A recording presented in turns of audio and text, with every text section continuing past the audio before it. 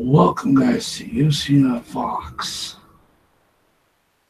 WEIDMAN, Gastleum, show. So, for while in New York, and that's the Memorial Coliseum.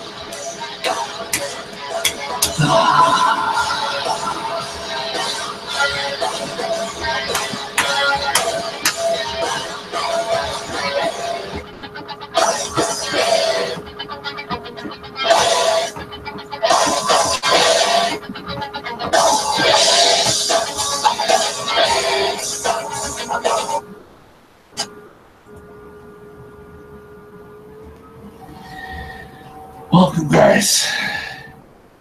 I want to say shout out to the band STEM for the track, Basis Pain, to the guys at STEM for watching. UFC, and welcome, guys, to UFC on Fox, WEIDMAN versus Gastleum, that just took place in Gastleum Veterans Memorial Coliseum in Unionville, New York. WEIDMAN, Gastleum. When you look at the whole fight card, and I did watch the whole main fight card, plus the prelims. It was actually a really good fight card. None of the fights on tonight's UFC fight card they were all good. This is the first time I ever said that, but every fight from the prelim up to the main card, it was back and forth. There was one fight that didn't really kind of wow me, but you look at the first fight on the prelim card, Heavyweights Chase Sherman against Damon Grabowski. That was to be a classic. When you think of big heavyweight fights in the UFC. Chase Sherman, David Grabowski.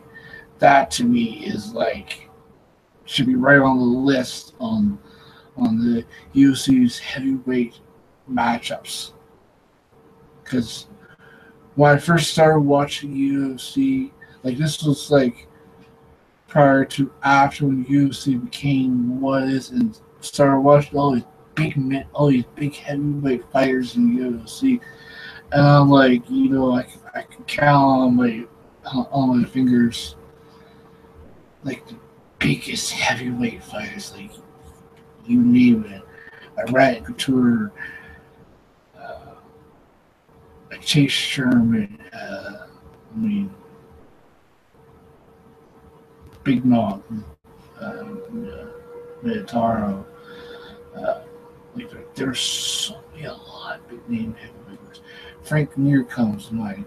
Todd Duffy. Just seeing that Frank Mir Todd Duffy fight. The Chase Sherman Dan Grabowski, it was almost like a switch. Frank Mir was a Chase Sherman, and Daniel Grabowski was a Todd Duffy. That was just, oh my god, that was just class. Chase Sherman to me, I mean, when I first saw him fight, I thought, okay, this guy is gonna be legit in the UFC's heavyweight division. From what I see now, this guy is the future of the heavyweight division. To me, this guy, Chase Sherman, if you're watching, you are definitely a future UFC heavyweight champ. I know there's a lot of other heavyweights in the UFC can make that claim, but Chase Sherman has really kind of broke away from the pack. The Alex Oliveira Ryan LaFleur, it was really good. I mean, Alex Oliveira was this cowboy from Brazil MMA fighter. When he fought Donald Cowboy Cerrone, it was like the Battle of the Cowboys. I'm like, are you kidding me? This is like a classic. Ryan LaFleur, he really kind of brought it, but Alex Oliveira, he just timed that punch, and Ryan LaFleur just walked right into it, and Ryan LaFleur was face first down on the mat. The Eric Anders, Rafael Tall,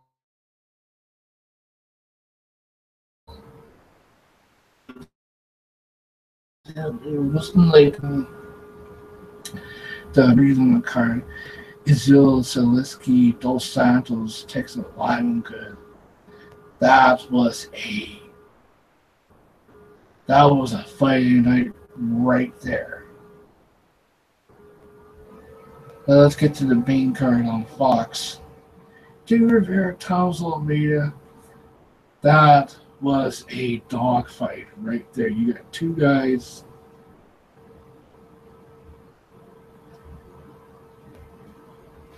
You got two guys that love to stand and bang and hit each other. To the light heavyweight, Patrick Cummins, Jalal Volante. That to me was a fight, and I read it. You got two guys that love to stand and bang and hit each other. But Patrick Cummins, he came out of the woods. The very first time, this is a true story. The very first time Patrick Cummins fought in the UFC, like, is this guy? Like, who's this Patrick Cummins guy? Like, this guy's like a nobody to me. And he fought then champion Daniel Cormier. I was just like, okay.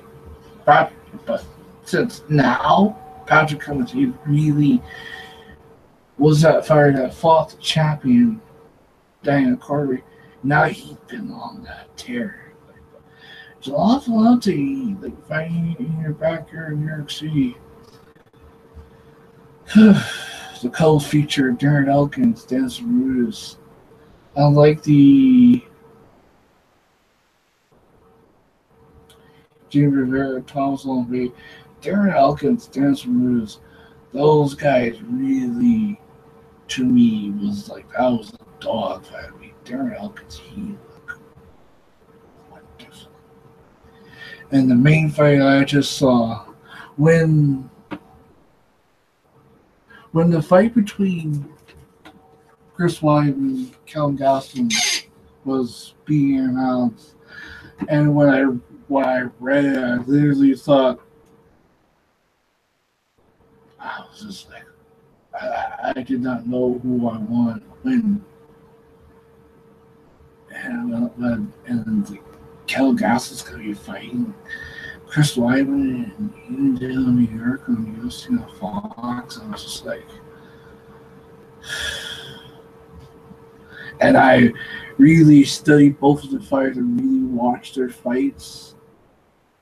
And I was like, I couldn't pick a winner because I thought Kelvin Gastelum, as I said before, and he mentioned in the piece on the Road to the Octagon, like Kelvin Gastelum said, and I quote, Chris Weidman's coming off 3 losses. He doesn't want to be losing in his own backyard. But the thing about Kelvin Gastelum,